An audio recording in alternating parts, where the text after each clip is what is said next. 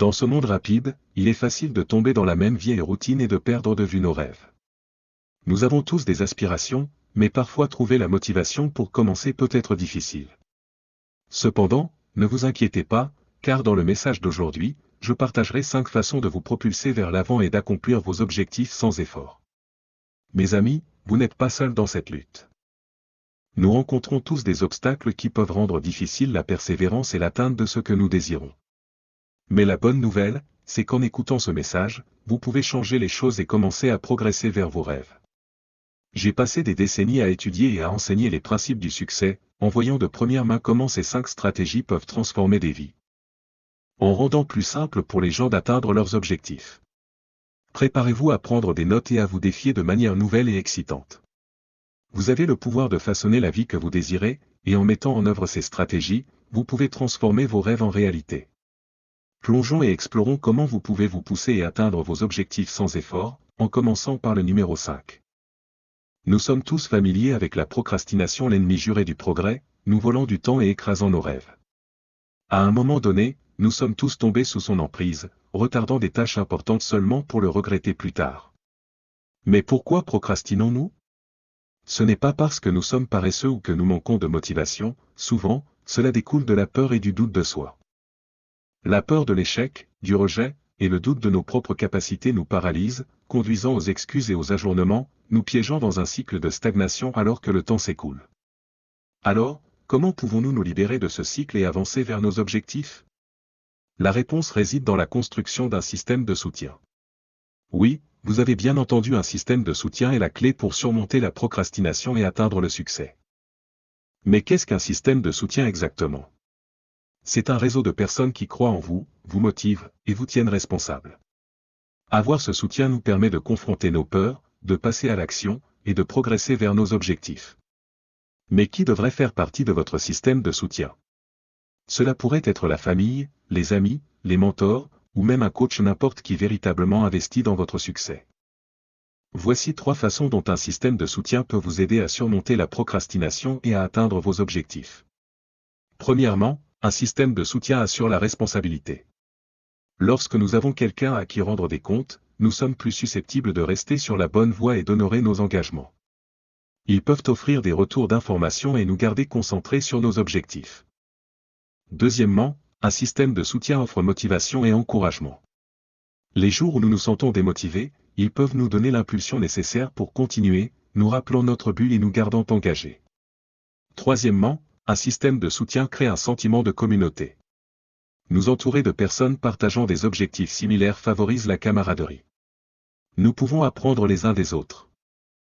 Partager des expériences et puiser de l'inspiration. Vous vous demandez peut-être, comment trouver un système de soutien ? Cela commence par l'intentionnalité. Cherchez activement des individus qui peuvent faire partie de votre réseau de soutien.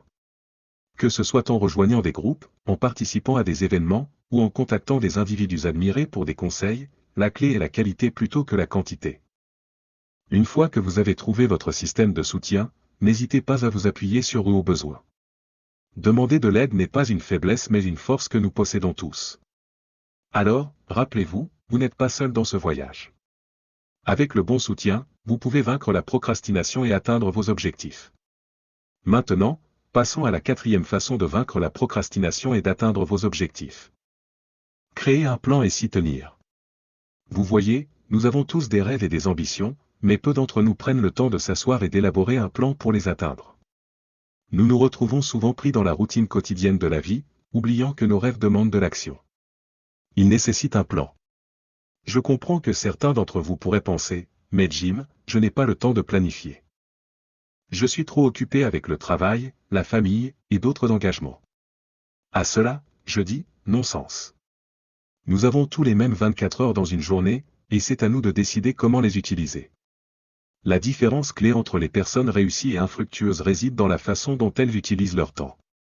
Alors, posez-vous cette question, combien de temps passez-vous à faire défiler les réseaux sociaux ? À regarder des séries télévisées en rafale, ou à surfer sur Internet de manière automatique par rapport à la planification et à l'avancement de vos objectifs ?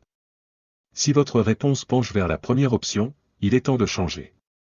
Créer un plan ne consiste pas seulement à fixer des objectifs et des délais, il s'agit de diviser ces objectifs intimidants en tâches gérables. il s'agit de concevoir une feuille de route qui vous mène vers vos rêves. Et surtout, il s'agit de passer à l'action. Un plan est inutile sans action. C'est comme avoir une carte mais ne pas se lancer dans le voyage.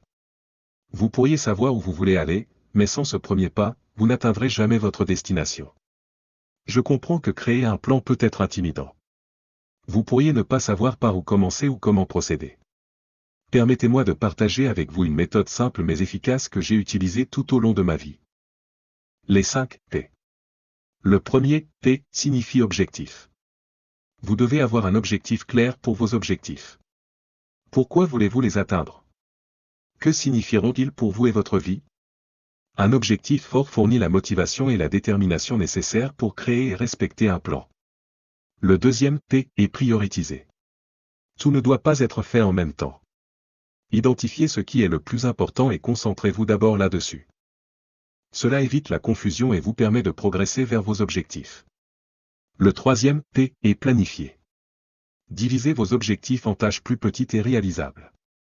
Notez ce qui doit être fait, quand et comment. Cela fournit une feuille de route claire et vous garde sur la bonne voie.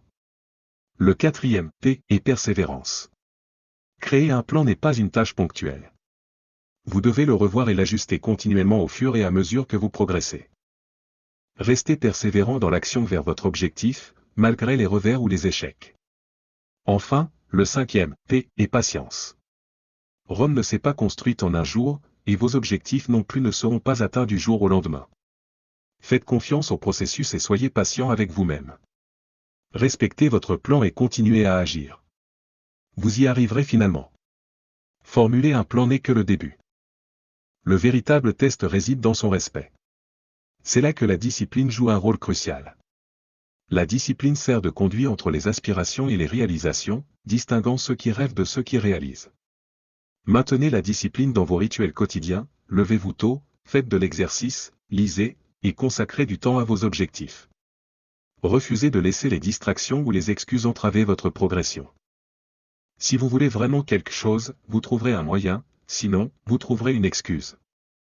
Lorsque vous avez envie d'abandonner, rappelez-vous votre objectif, votre raison de commencer, et continuez à avancer. Si vous vous sentez perdu ou égaré, revenez à votre plan. Il vous remettra sur la bonne voie. Maintenant, passons à la troisième façon de vaincre la procrastination et d'atteindre vos objectifs. Sortir de votre zone de confort. Cela peut sembler simple, mais c'est un concept avec lequel beaucoup luttent. Alors, sans plus tarder, plongeons dans le sujet. Nous avons tous une zone de confort, un endroit de sécurité et de familiarité où nous nous sentons en contrôle. Cependant, la croissance et le succès ne se produisent pas à l'intérieur de cette zone. Ils se produisent lorsque nous franchissons ces limites. Pensez Y, quand avez-vous accompli quelque chose de significatif sans sortir de votre zone de confort? Il est difficile de s'en souvenir parce que la véritable croissance se produit lorsque nous nous mettons au défi, prenons des risques, et embrassons l'inconfort.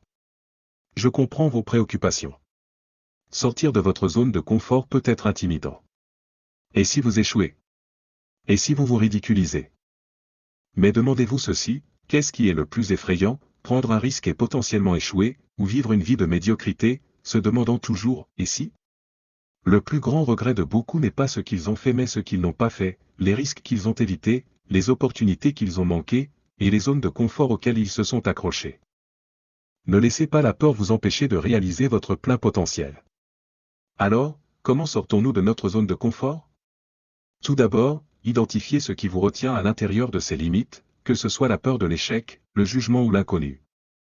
Reconnaissez-le, puis décidez consciemment de le dépasser. Ensuite, commencez petit. Sortir de votre zone de confort ne nécessite pas de grands gestes. Cela peut être aussi simple que d'essayer un nouveau passe-temps, de modifier votre trajet quotidien ou d'initier une conversation avec un étranger. Ces petits pas renforcent la confiance et ouvrent la voie à des risques plus importants. Enfin, entourez-vous de personnes inspirantes et stimulantes. Vous êtes la moyenne des 5 personnes avec lesquelles vous passez le plus de temps.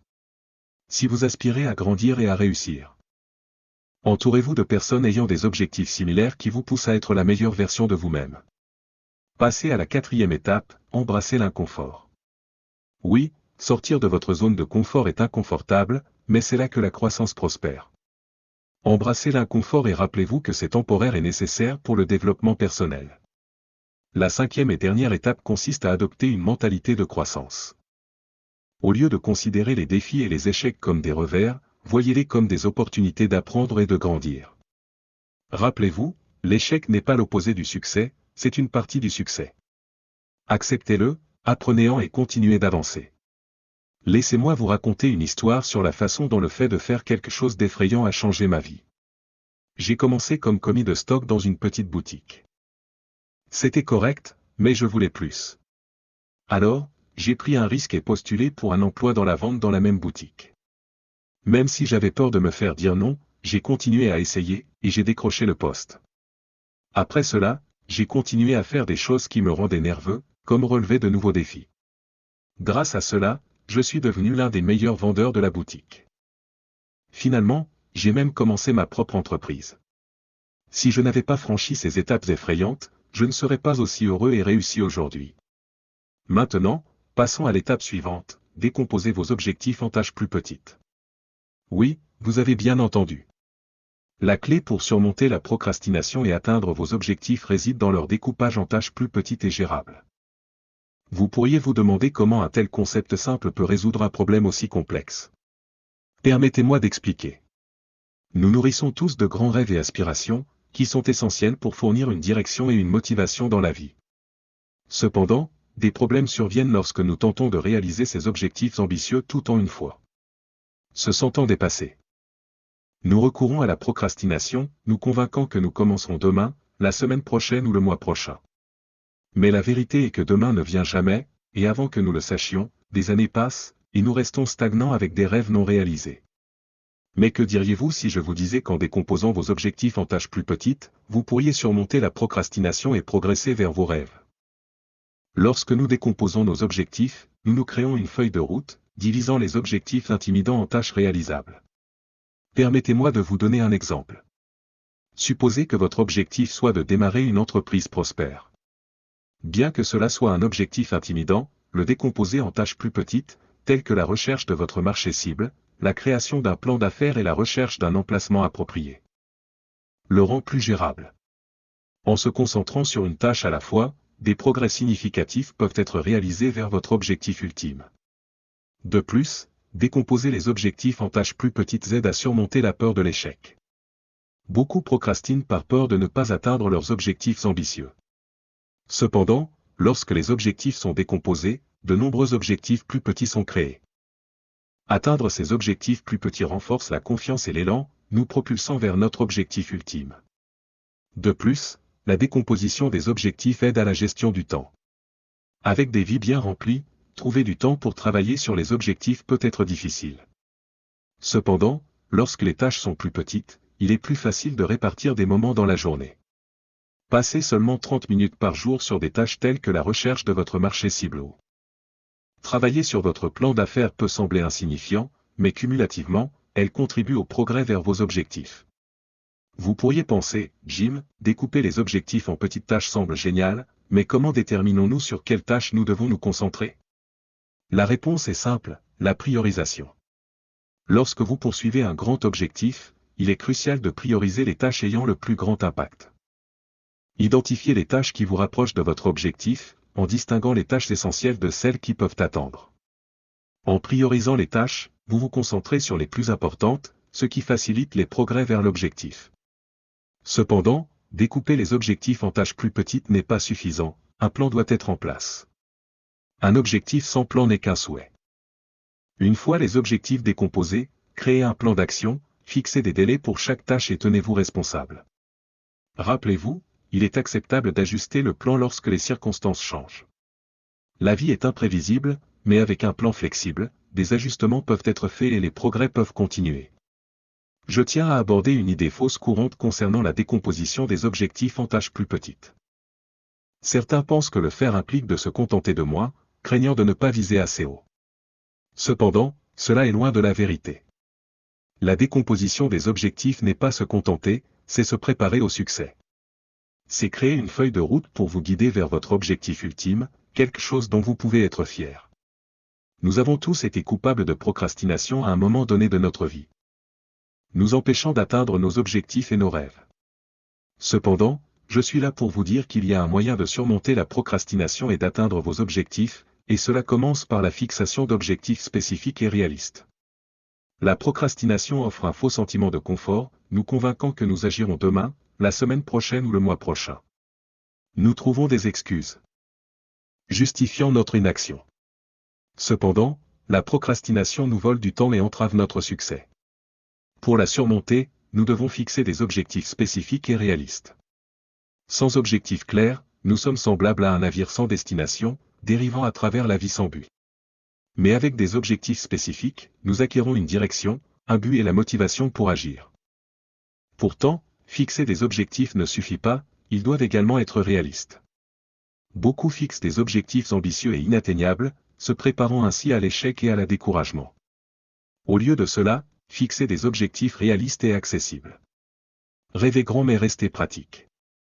Permettez-moi de partager une anecdote personnelle illustrant le pouvoir de fixer des objectifs spécifiques et réalistes. Il y a des années, j'étais un jeune homme fauché et sans direction assistant à un séminaire sur la fixation d'objectifs. On m'a défié d'écrire mes objectifs et de concevoir un plan pour les atteindre. En prenant le risque, j'ai fixé de petits objectifs réalisables, comme économiser $100 par mois et lire un livre par semaine. Atteindre ces objectifs a renforcé ma confiance et m'a poussé à fixer des objectifs plus importants comme démarrer ma propre entreprise et devenir millionnaire. Grâce à la fixation d'objectifs spécifiques et réalistes et à l'action constante, j'ai réalisé ces rêves. Comment fixez-vous des objectifs spécifiques et réalistes? Tout d'abord, soyez clair sur ce que vous voulez. Réfléchissez à vos rêves et désirs, en notant ce que vous souhaitez réaliser personnellement et professionnellement. Ensuite, décomposez les grands objectifs en objectifs plus petits et plus gérables. Par exemple, si vous visez à perdre 50 livres, commencez par un objectif de perdre 5 livres en un mois. Cela rend non seulement les objectifs plus réalistes, mais instille également un sentiment de progrès et de motivation. Enfin, tenez-vous responsable. Partagez vos objectifs avec d'autres personnes, trouvez un partenaire de responsabilité ou rejoignez un groupe de réflexion. Cela vous maintient non seulement sur la bonne voie, mais vous offre également un soutien et des encouragements. Pour résumer, rappelez-vous ce dicton, si vous ne visez rien, vous toucherez à chaque fois. Ne laissez plus la procrastination vous retenir. Fixez des objectifs clairs et réalisables et travaillez pour les atteindre. Vous avez la capacité de façonner la vie que vous voulez, alors foncez. Merci. Je suis ravi de plonger dans un sujet qui occupe une place spéciale dans mon cœur. Vous trouvez-vous en train de lutter pour surmonter vos limites? Peut-être avez-vous l'impression de toujours rencontrer un mur, incapable d'atteindre votre plein potentiel. Eh bien, mes amis, vous n'êtes pas seuls.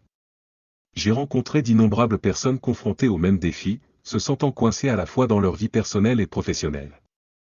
Mais ne craignez rien, car dans le message d'aujourd'hui, je vais partager avec vous 5 façons puissantes de vous défier et de surmonter ces limites.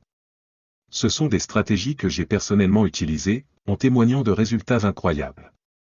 Et laissez-moi vous dire, il n'y a pas de plus grande satisfaction que de surmonter une barrière et d'accomplir quelque chose que vous avez autrefois jugé impossible. Alors plongeons Y. Commençons par le numéro 5, défiez-vous et brisez vos limites en pratiquant la discipline et la constance envers vous-même. Maintenant, je comprends ce que certains d'entre vous peuvent penser, la discipline et la constance semblent être synonymes de travail dur et de sacrifice. Et vous avez tout à fait raison. Mais laissez-moi poser une question, les récompenses qui viennent avec le dépassement de vos limites valent-elles le travail dur et le sacrifice? Je crois fermement que oui, et je suis là pour vous expliquer pourquoi. Tout d'abord, définissons ce que sont la discipline et la constance. La discipline consiste à contrôler vos impulsions et vos émotions, à rester concentré sur ce qui est important. C'est choisir consciemment de faire ce qui doit être fait, même quand vous n'en avez pas envie.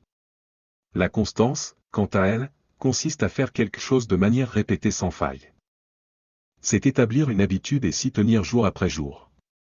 Maintenant, pourquoi la discipline et la constance sont-elles si cruciales quand il s'agit de se défier et de briser ses limites? Eh bien, laissez-moi vous dire que tout commence par votre état d'esprit. Votre état d'esprit est la base de tout ce que vous faites dans la vie. C'est la lentille à travers laquelle vous voyez le monde et le filtre à travers lequel vous interprétez vos expériences. Et si vous avez un état d'esprit faible, vous céderez facilement à vos impulsions et émotions, luttant pour rester constant. Mais si vous avez un état d'esprit fort, alimenté par la discipline et la constance, vous aurez la force mentale de surmonter n'importe quel défi et de briser vos limites. La discipline et la constance vont de pair. Quand vous avez de la discipline, vous pouvez rester constant. Et quand vous êtes constant, vous renforcez votre discipline. C'est un cycle puissant qui mène au succès. Maintenant, je veux partager avec vous 3 façons de pratiquer la discipline et la constance pour vous défier et briser vos limites. La première façon est de fixer des objectifs clairs et spécifiques.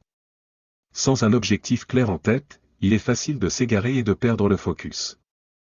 Mais lorsque vous avez un objectif spécifique, vous avez quelque chose vers quoi travailler, ce qui rend plus facile de rester discipliné et constant. Prenez donc le temps de réfléchir à ce que vous voulez accomplir et fixer un objectif spécifique qui vous poussera hors de votre zone de confort. Souvenez-vous, votre objectif doit être ambitieux mais réalisable. La deuxième façon est de créer un plan et de s'y tenir. La discipline et la constance ne concernent pas seulement la force mentale, elles impliquent également d'avoir un plan et de s'y tenir. Créez un plan qui vous aidera à atteindre votre objectif et engagez-vous à le suivre chaque jour. Ce ne sera peut-être pas facile au début, mais avec le temps, cela deviendra une habitude, ce qui rendra plus facile de rester constant. La troisième façon est de vous rendre responsable. Il est facile de trouver des excuses et de justifier pourquoi nous n'avons pas fait quelque chose. Mais lorsque vous vous rendez responsable, vous prenez la responsabilité de vos actions et de vos résultats.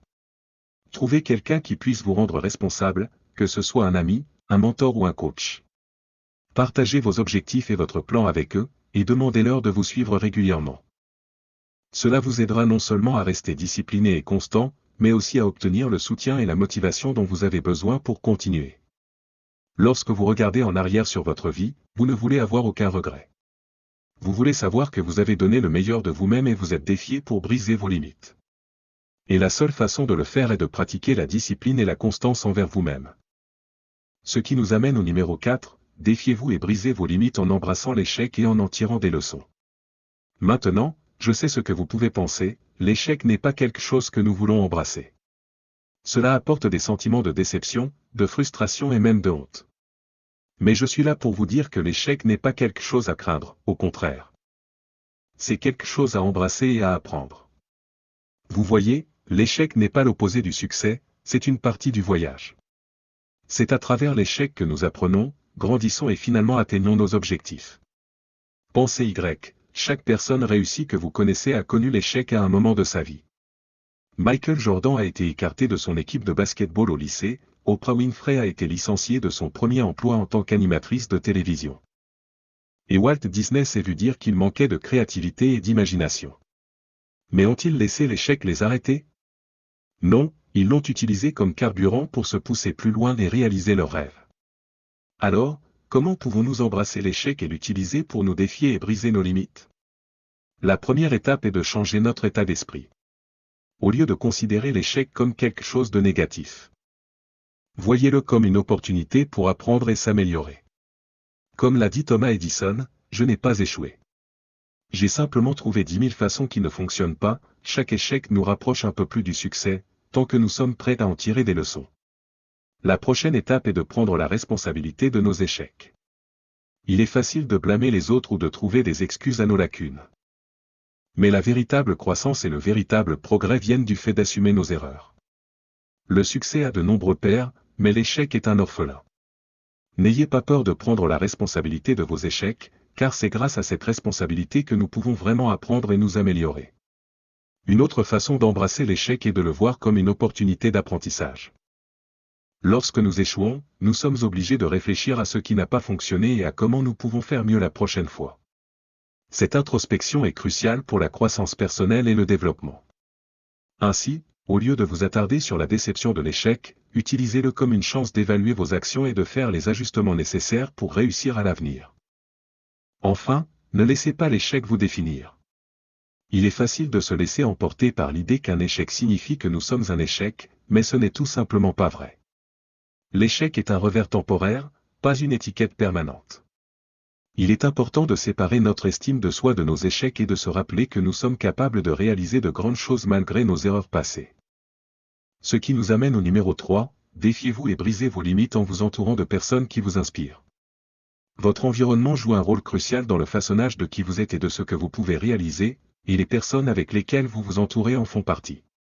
Lorsque vous vous entourez de personnes qui vous inspirent, qui sont motivées et déterminées, cela a un impact positif sur votre vie. Ces individus vous poussent à être meilleurs, à penser plus grand, et à aspirer à plus. Ils vous défient de briser vos limites et de poursuivre vos rêves. Mais laissez-moi être clair, vous entourer de personnes inspirantes ne signifie pas que vous devez couper les ponts avec tout le monde. Cela signifie simplement être intentionnel quant aux personnes avec qui vous passez le plus de temps. Cela signifie choisir de vous entourer de ceux qui vous élèvent et vous motivent plutôt que de vous abattre. Maintenant, vous pouvez penser, comment trouver ces personnes inspirantes? Eh bien, la vérité est qu'elles sont tout autour de vous. Elles peuvent être vos amis, membres de votre famille, collègues ou même des étrangers que vous rencontrez. La clé est d'être ouvert à établir des relations avec ceux qui vous inspirent. Et une fois que vous les avez trouvés, cultivez ces relations et apprenez d'elles. L'un de mes mentors, Earl Schoff, a dit un jour, « Vous êtes la moyenne des 5 personnes avec lesquelles vous passez le plus de temps, et je ne pourrais être plus d'accord. » Alors demandez-vous, les personnes avec lesquelles vous passez le plus de temps vous aident-elles à grandir et à atteindre votre plein potentiel? Vous poussent-elles à briser vos limites? Si ce n'est pas le cas, il est peut-être temps de réévaluer votre cercle et de faire quelques changements. S'entourer de personnes inspirantes ne vous aide pas seulement à briser vos limites, mais cela ouvre également de nouvelles opportunités et perspectives. Lorsque vous êtes autour de personnes partageant les mêmes idées qui aspirent au succès, cela crée un environnement positif et favorable. Dans cet environnement, vous avez la liberté de rêver en grand et de penser en dehors des sentiers battus. Mais ce n'est pas seulement une question de s'entourer de personnes réussies, il s'agit d'apprendre d'elles et de mettre en œuvre leurs habitudes et leur état d'esprit dans votre propre vie. Prenez le temps d'observer et d'étudier les personnes qui vous inspirent. Qu'est-ce qu'elles font différemment? Comment gèrent-elles les défis et les revers? Qu'est-ce qui les motive? En apprenant d'elles, vous pouvez adopter leurs habitudes, leur état d'esprit, et les appliquer à votre propre vie. Je tiens également à souligner l'importance d'être une source d'inspiration pour les autres. Tout comme vous recherchez des personnes inspirantes, il y a aussi des gens qui vous regardent avec admiration. Ils voient votre volonté et votre détermination, et cela les inspire. Utilisez donc votre influence pour avoir un impact positif sur ceux qui vous entourent. Partagez vos connaissances et vos expériences, et soyez une source de motivation pour les autres. Ce qui nous amène au numéro 2, défiez-vous et brisez vos limites en sortant de votre zone de confort. Vous voyez, la zone de confort est un endroit dangereux. Cela peut sembler sûr et familier, mais c'est aussi là où les rêves meurent. C'est là où nous nous contentons de la médiocrité et laissons nos peurs et nos doutes nous empêcher d'atteindre notre plein potentiel. Mais je suis là pour vous dire que vous êtes capable de tellement plus. Vous avez en vous le pouvoir de briser vos limites et d'atteindre la grandeur. Et tout commence par sortir de votre zone de confort. Je ne dis pas que ce sera facile. En fait, ce sera l'une des choses les plus difficiles que vous ferez jamais. Mais laissez-moi vous poser cette question, mes amis, quelle est l'alternative? Rester dans votre zone de confort et vivre une vie de regret, vous demandant ce qui aurait pu être? Ou prendre un risque et découvrir à quel point vous êtes vraiment capable? Je choisis la deuxième option. Et j'espère que vous aussi. Alors, comment pouvons-nous sortir de notre zone de confort? La première étape consiste à identifier à quoi ressemble votre zone de confort. Cela pourrait être une routine particulière, un travail spécifique, ou même une relation qui ne vous sert plus. Une fois que vous l'avez identifié, il est temps d'agir. La deuxième étape consiste à fixer un objectif qui se situe juste en dehors de votre zone de confort, quelque chose qui vous effraie mais vous excite. Aussi.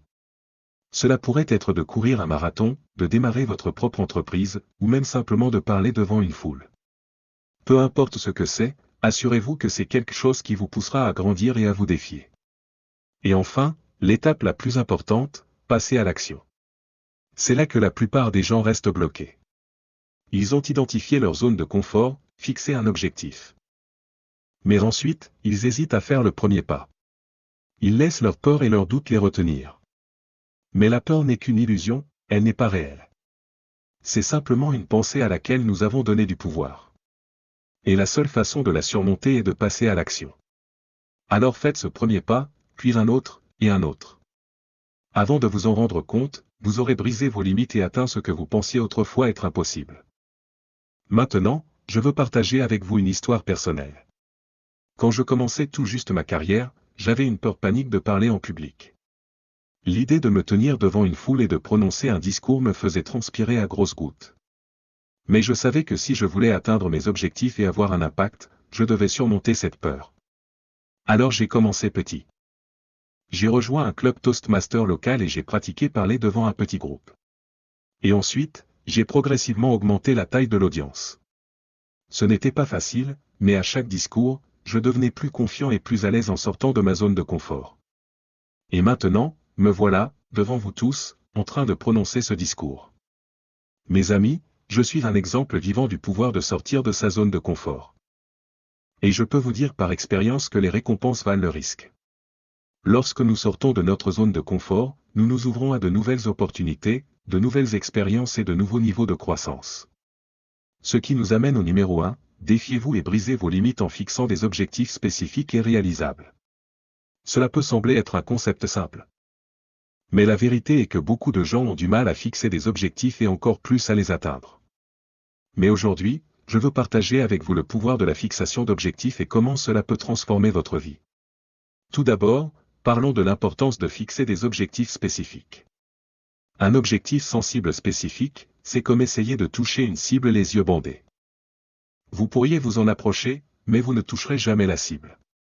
Des objectifs spécifiques vous donnent une direction claire et une destination claire. Ils vous permettent de concentrer votre énergie et vos efforts vers un résultat spécifique. Alors je vous mets au défi de réfléchir à ce que vous voulez vraiment dans la vie. Quel est votre objectif ultime? Écrivez-le et rendez-le aussi spécifique que possible. Ensuite, parlons d'objectifs réalisables. Beaucoup de gens font l'erreur de fixer des objectifs irréalistes. Et quand ils échouent à les atteindre, ils se découragent et abandonnent. Mais la clé est de fixer des objectifs qui sont difficiles mais réalisables. Vous voulez vous pousser, mais pas au point de vous briser. Rappelez-vous, le succès est un voyage, pas un sprint. Donc fixez des objectifs réalisables qui vous pousseront hors de votre zone de confort et vous aideront à grandir. Maintenant, fixer des objectifs n'est que la première étape. Le véritable défi vient dans leur réalisation. Et c'est là que la plupart des gens abandonnent. Ils sont submergés par les obstacles et les limitations qui se présentent à eux. Mais je veux vous dire que ces défis ne sont pas faits pour vous arrêter. Ils sont faits pour vous renforcer. Ils sont faits pour vous rendre meilleur, plus fort et plus résilient. Lorsque vous fixez des objectifs spécifiques et réalisables, vous créez essentiellement une feuille de route pour le succès. Et tout comme tout voyage, il y aura des obstacles sur la route. Mais la clé est de rester engagé envers vos objectifs et de continuer à avancer, quoi qu'il arrive. Rappelez-vous, le succès ne consiste pas à éviter les défis. C'est à les surmonter. Alors comment briser vos limites et atteindre vos objectifs? Premièrement, vous devez avoir un désir ardent de succès. Vous devez le vouloir plus que tout. Ce désir alimentera votre motivation et votre détermination à continuer quand les choses se compliqueront. Deuxièmement, vous devez avoir un état d'esprit fort. Vos pensées et vos croyances sont puissantes. Si vous croyez que vous pouvez atteindre vos objectifs, alors vous le ferez. Mais si vous doutez de vous-même et de vos capacités, alors vous vous préparez à l'échec. Cultivez donc un état d'esprit positif et résilient qui vous aidera à surmonter tout obstacle. Enfin, vous devez passer à l'action. Des objectifs sans action ne sont que des rêves. Vous devez être prêt à travailler, à faire des sacrifices et à prendre des risques. Le succès ne vient pas facilement, mais il en vaut la peine. Alors prenez une action constante envers vos objectifs et ne renoncez jamais. Je veux vous laisser avec cette citation de Zig Ziglar, si vous ne visez rien, vous atteindrez toujours ce rien. Alors je vous mets au défi de fixer des objectifs spécifiques et réalisables, de vous défier et de briser vos limites. Le pouvoir de transformer votre vie est entre vos mains. Êtes-vous prêt à passer à l'action et à réaliser vos rêves? Je crois en vous. Maintenant, c'est à vous de croire en vous-même. Merci.